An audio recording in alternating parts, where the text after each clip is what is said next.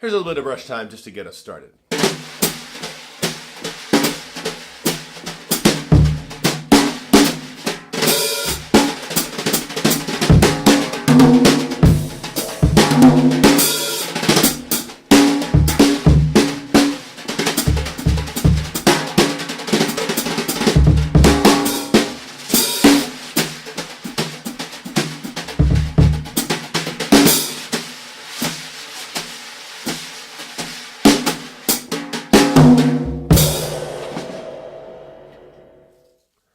All right, in this edition, we're going to talk about more brushes. I want to talk about ballad brushes, playing ballad brushes. Ballad meaning a slow song. Generally in jazz, we call a slow tune a ballad, as opposed to something that's moving along a medium swing kind of a song. But there's another purpose to learning ballad brushes than just learning how to play brushes slowly on slow songs. And that is that the ballad brush pattern that I use is one that uses both hands traveling across the drum.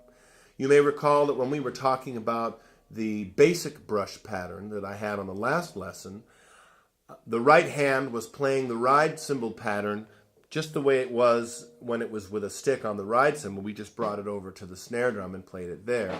And the left hand was doing this round swishing motion that we call the swish. In the case of the ballad brush pattern, both hands are swishing and they're moving together. It's a great pattern because you get a very nice thick swishing sound if you've got two brushes traveling across the drum all the time. And I also like it because everything about the pattern is horizontal. It all goes across the drum. We don't have it isn't like I have one part going into the drum with a regular stroke like we did with the last one. In this case, we have the brushes traveling across the head all the way through the whole pattern. It's a pretty simple pattern, really, and a lot of the things that we talked about in the previous lesson apply here now to both hands. You may recall that I was saying that the swishing feel, or the motion for moving the brush around the drum and getting that crossways swishing sound is mainly generated from up in the arms, in the shoulder, the elbow. The wrist is loose and fluid, okay, not held stiff, and that we have that same business of trying to lighten up the grip between the thumb and the first finger so that the brush has the ability to move this way without the hand moving. Okay, I'm simulating what happens on the drum, but in any case, that kind of a motion that won't happen if I'm really cranking down. That's going to apply to both hands now, and as I do a pattern that runs across the drum. So here it is, the basic deal.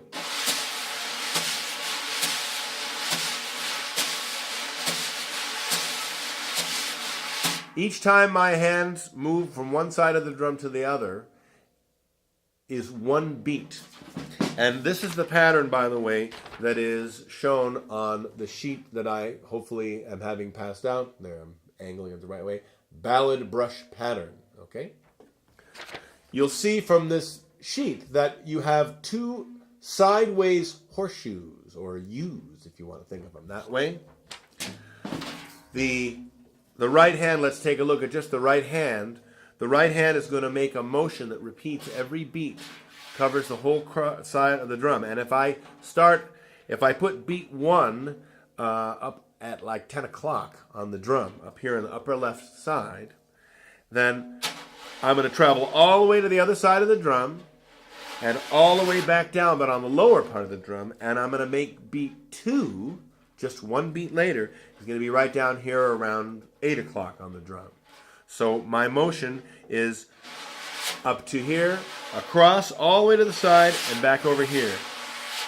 And I'm doing this kind of a motion.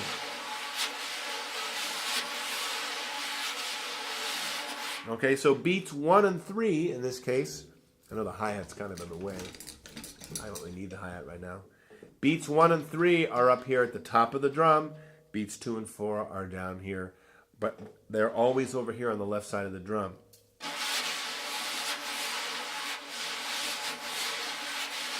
So if I'm counting beats, 1, 2, 3, 4, 1, 2, 3, 4, 1, 2, 3. The thing that makes it work is that you really cover ground and come all the way over to this edge in between. So if you allow your motion to be this little teeny thing, it just isn't as big. It doesn't sound as thick. So you have to really cover the whole drum to get a full sound. So I've got 1 and 3 up here, 2 and 4 down here, and I'm going to do the exact opposite with my left hand. So they're just mirroring each other. So if 1 and 3 is up here at the top, then 1 and 3 for the left hand is down below. And they're crossed over. Notice that my left brush is underneath my right hand. Okay, I'm way over here. Then they come out to the edge so that they're totally separated apart. And for the next beat, I'm over here. And now the right hand is down here at 8 o'clock. The right hand has moved up to around 2 o'clock on the thing. So I'm going.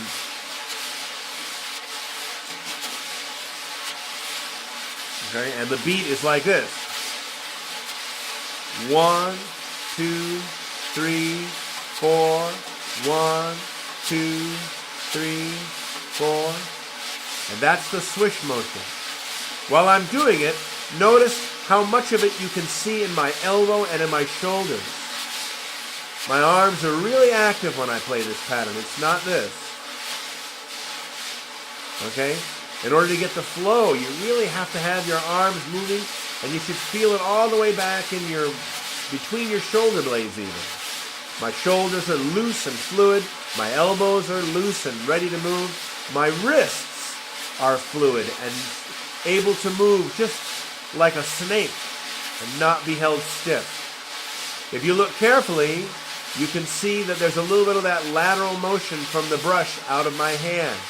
This business, this thing that I was talking about, where I'm not crunching down with my thumb, I'm letting it be loose. So as I go across the drum, notice that my hand kind of leads the way, but the brush gets a little behind, and then it catches up. That's part of what gives you that shape to the thing. So I've got to have that.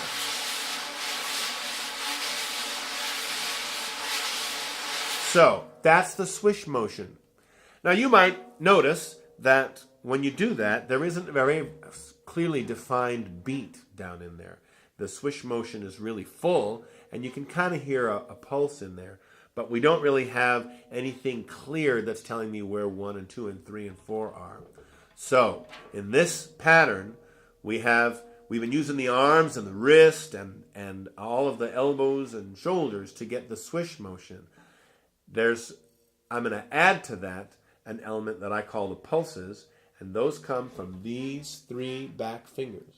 I'm holding the brush with my thumb and my first finger, and these are the same 3 fingers that we've talked about getting going when we're doing singles and doubles with the sticks. Okay, but now these 3 fingers are going to be doing a little pulse like that, just a tiny little thing, each quarter note in the right hand. Notice that it's not a huge thing. I'm not going right. It's just a little pop. Between each one, my fingers have to come away enough to open up the palm a little bit so there's some room to move. And then it's just a little smack on the back of the brush. And it makes the front of the brush just move a little bit. Now when I do it in the air, it's kind of all over the place. But when I do it down here, you get this. Now while I'm doing just the pulse, I want you to see that it's not coming from my wrist. I'm not doing this. Right? It's this. My wrist is relaxed. I can still wobble around, right? But I'm not shoving with my elbow. I'm not doing it. It's the tiniest little motion. It's this little tiny thing. In order to make it happen, part of what makes it work is that when my fingers do that pulse, instead of directing the brush down into the head, it's directing the brush across. So in order to make that work, I have to open up my fingers where I've generally had my fingers on a stick. They've been sort of wrapped around. I have to open them up just a little bit, and I also turn my wrist just the tiniest bit outward, a little doorknob motion to the right for the wrist, but towards the outside, so that when I do my motion here, it's dragging the brush across rather than down, right? If I have my regular motion with the stick here, I'm going to rotate out just a little bit. And then when I do this motion, it's pulling the brush sideways, across. So when I'm down here, it's not this, it's this. It might not be easy to see that slight rotation outward that I'm making. It's not very big, but just a little teeny bit, okay? Now it takes a little while to get the feel of this. It'll do this. You know, you have to get, so you do the little pop and then you just let go. You just immediately let go of the brush. You don't pop in and hold it. You pop it just like you're bouncing a ball. Boom, and you take away so that the brush can recoil and be ready for the next one. And in the course of playing these quarter notes, I can make it a little bit larger motion, in which case I get a lot of attack. Right? Or I can make it really small so that it's just barely heard. The fingers have the finesse and the fine motor skills to make that kind of an adjustment so you get the right amount of quarter note pulse that you want. So, we have the arms doing this swishing motion that's coming from the shoulders and the arms and the elbows, and it's this big, huge, rounded, fluid thing. And then using a separate set of muscles and a separate mechanism, I'm doing these little pulses out of my back three fingers that are giving me the point on the time feel. So if I do this pulses by themselves, in this case it's just the right hand, you get this. Okay? If I do the swish by itself, you have this. Okay? So if I start the swish and then I add in the pulse, you'll hear the difference. 2, 3, 4. There's my swish. 1, 2, 3, 4. Now let me add the pulse.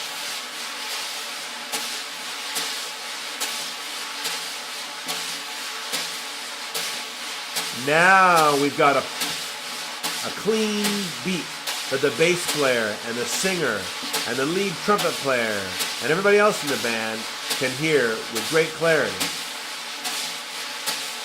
Once again, I'll remove it. And I'll put it back. Notice that when I take it in and out, my arm motion doesn't change at all. What's happening with my arms is all about the swish, and it has nothing to do with the pulse, really, except that they're connected physically. So it shouldn't look any different when you're just kind of doing this or when you add in that little pulse. Okay?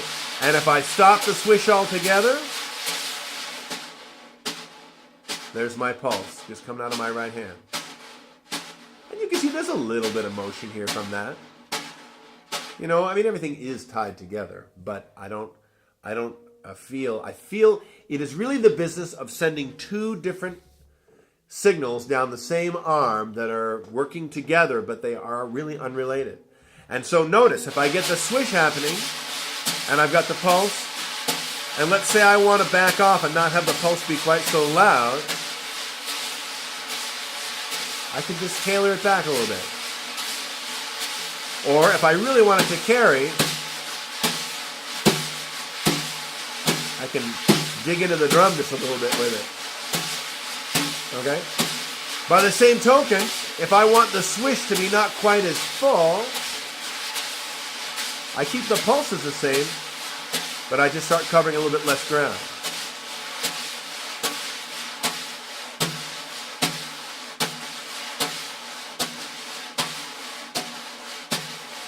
Okay? So you have these two different sounds you're playing with. There's the business of this broad swish that's coming from your arms, and then these pulses. I think I'm making my point. And of course, I would add in the hi-hat on 2 and 4 to complete the pattern. So if I'm playing on a ballad, 1, 2, 3, 4, 1, 2, 3, 4, 1. Okay? It's worth noting, by the way, that it really doesn't matter if you put 1 and 3 at the top of the drum and 2 and 4 at the bottom, or if you put 1 and 3 at the bottom and 2 and 4 at the top. And I actually go back and forth between the two, depending on where I've been and what I'm coming from. So if you want to just have it be the same for the sake of consistency, that's perfectly fine. In which case, put 1 and 3 up at the top, put 2 and 4 down at the bottom. But if you start and you go to the bottom first, that's fine, as long as you have the basic motion happening. So to review, we have covering as much ground as possible. Swish coming out of your arms and your shoulders. Everybody fluid and loose. The pulses coming from your back 3 fingers. A nice little pop that's happening. To get that happening, you rotate your wrist out just the tiniest bit and do that pop so that it's coming across. Everything in this pattern is across the drum. And by the way, if you're playing traditional grip in the left hand instead of matched, it's about the same vibe.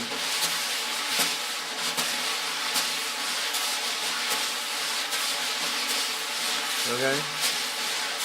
And like before, so I'm just holding it and letting myself groove along.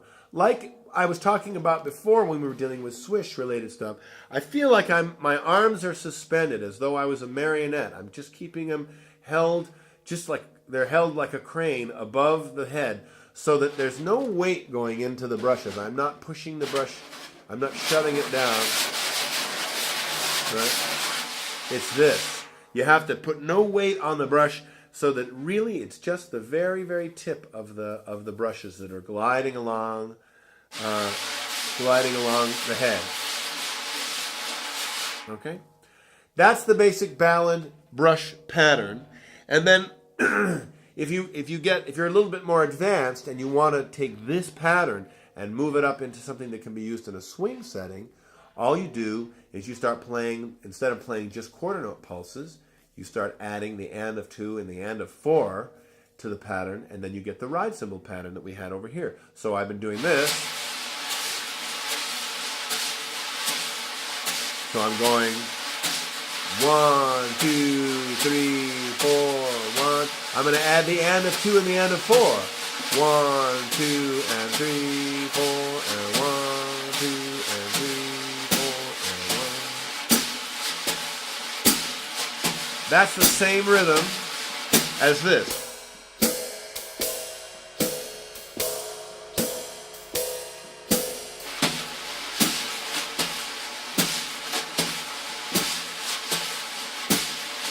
So you're really close to being able to play the full ride cymbal pattern.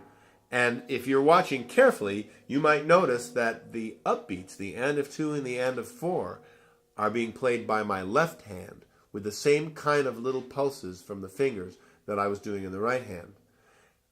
It's a neat system because it divides up the ride pattern that normally is handled with just the right hand and was being handled that way. When we did this pattern, right, the right hand is doing the entire ride pattern.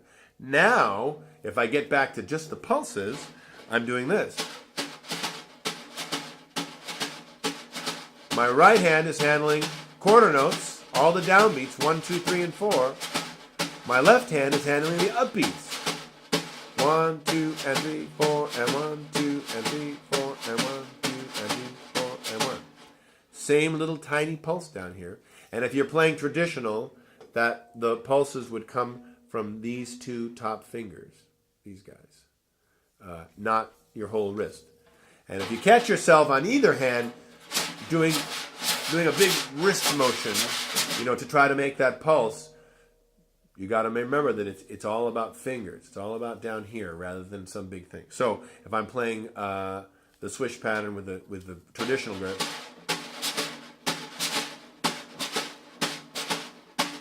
notice that you're not seeing it from my arm at all. You're not seeing it from my wrist at all. It's really all about the fingers. Okay? Going back to match, same thing.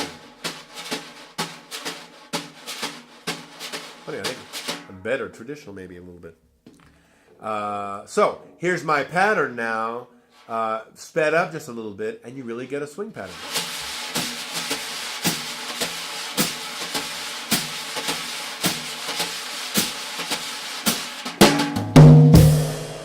So, that's an introduction to not only ballad brush playing, but also an introduction to a pattern that uses both hands horizontally across the drum, and nobody is going directly downward in a downward stroke.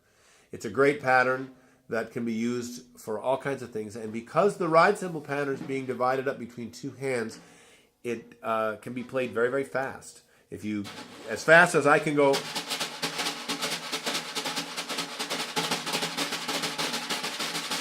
as fast as I can do that little galloping rhythm, that's how fast I can play brushes. Whereas doing that with one hand would be very hard. It would be really tough to play up there.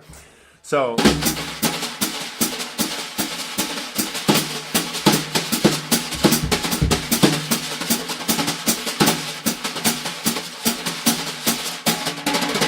when you get it fast like that, you have to change around your swish pattern just a little bit. But that's the basic gist of it.